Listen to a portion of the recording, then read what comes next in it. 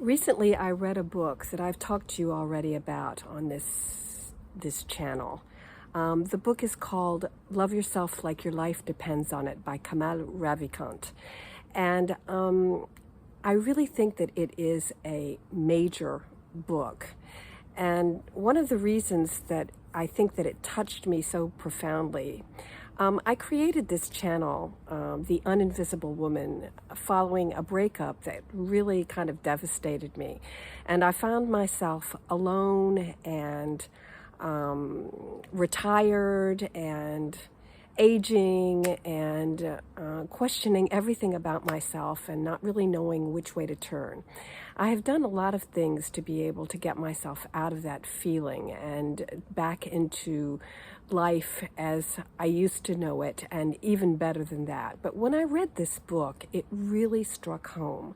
I have had in the past a website in French called Vie sur Mesure, Tailored Made Life, talking about different methods of creating the life of your dreams. And I thought really that I had created the life of my dreams.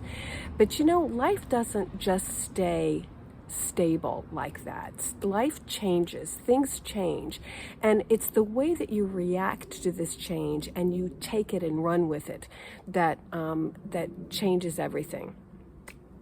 And I also believe that when you change yourself on the inside, things start to change on the outside. And this book gives a concrete method of how the author changed his life from going from the depths of despair, which really he did feel like, to becoming, for changing things in a concrete way, changing his way of thinking and seeing things, but also the way the world reacted to him.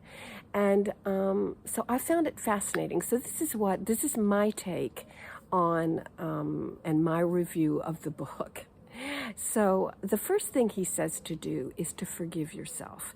So in order to do that, he says to get a piece of paper and to write down everything that you need to forgive yourself for.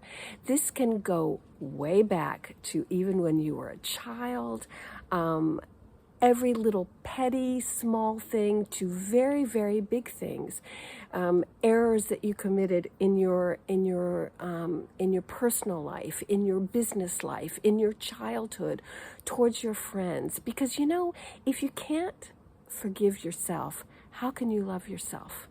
So he says to create this list, take as much time as you need to do it.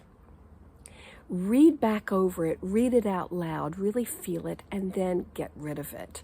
Either ball it up and throw it in the ocean like he did, or tear it up into little pieces and throw it away, or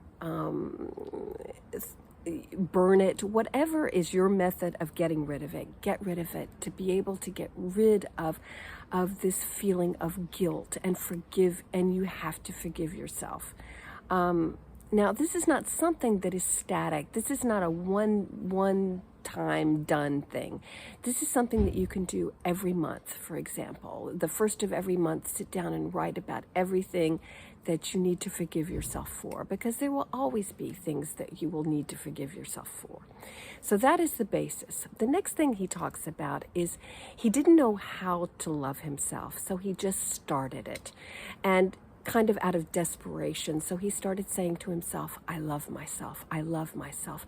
Kind of to create, as he says, a groove to fall back into, so that you don't go back into the, oh, you're such an idiot kind of thing. But I love myself, I love myself, I love myself. Now, what is important about this is not the fact that you're saying to yourself over and over and over again, I love myself.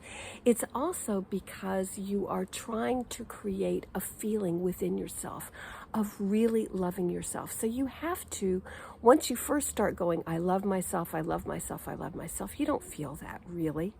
So you have to bring up the feeling inside of yourself, I really do love myself. Now, this comes from me. This is not the author's words at all. One of two ways that I have found that is it's easier to start feeling that way is one is to sit down and imagine that that you imagine someone that you love really. It could be a parent, it can be a child, it can be a cat, a dog, an animal that you love, and bring up that feeling of love and send it into yourself. Send it into yourself. Really feel that love, because that's what's important. You need to really feel that love for yourself. And another way of doing this too is to imagine the things that you don't love about yourself. You can even write them down. You can say to yourself, because I've tried this and this is working, saying to myself, I love myself because I am older. I love myself because I have been let down. I love myself because nobody sees me. I love myself because I didn't dare take the risk to have that new career. There are reasons that you feel stuck, but you can also love yourself for those reasons, because those reasons exist to show you the way, to show you a path. So that's my take. This is not the author that says this. Now, another thing that he says to do is to meditate. And also he does it to music. To find a beautiful piece of music that you love every day that you love, and to use it every day to anchor yourself into this feeling of love and light. He imagines when he is listening to the music that light is coming in through the crown chakra, coming in from the top, into the top of his head. And listen, I know some of you are going to go, what are you talking about, light coming into your head? Yes. Imagine that you are being filled with light when you meditate, and that you are feeling this love during this music, and just feel it. Bring up the feeling of love.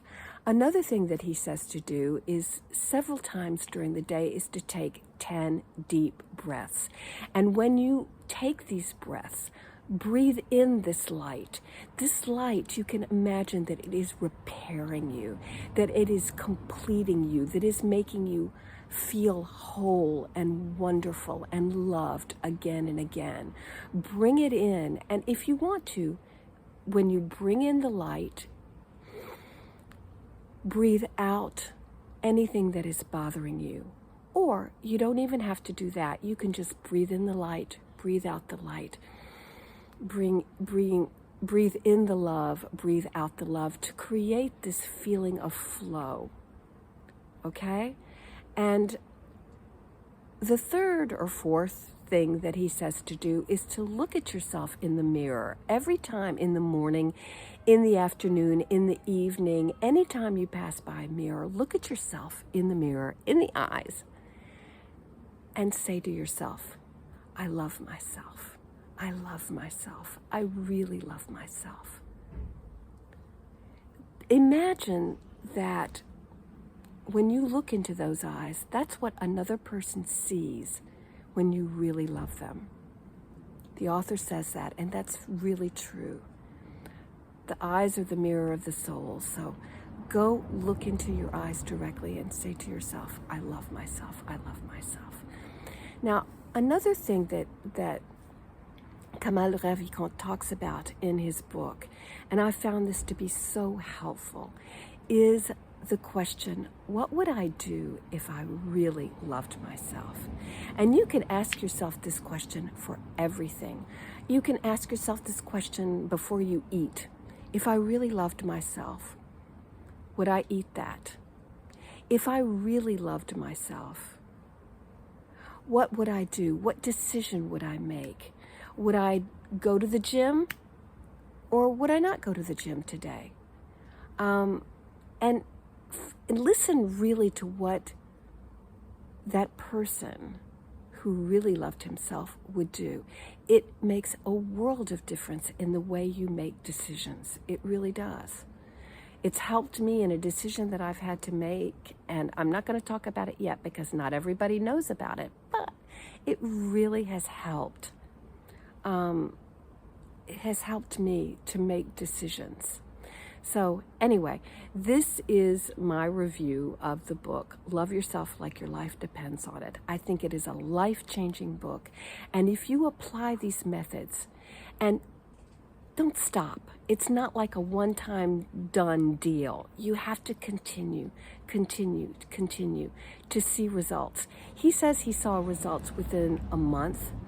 He started to feel better and better and better about himself. But nothing had really changed on the outside. But things start to change because believe me, when things start to change on the inside, they will start to change on the outside. You will see things that are the world that changes. You will see opportunities, experiences. The energy changes. It really does. So try this method. Tell me what you think. And don't forget, you're worth it.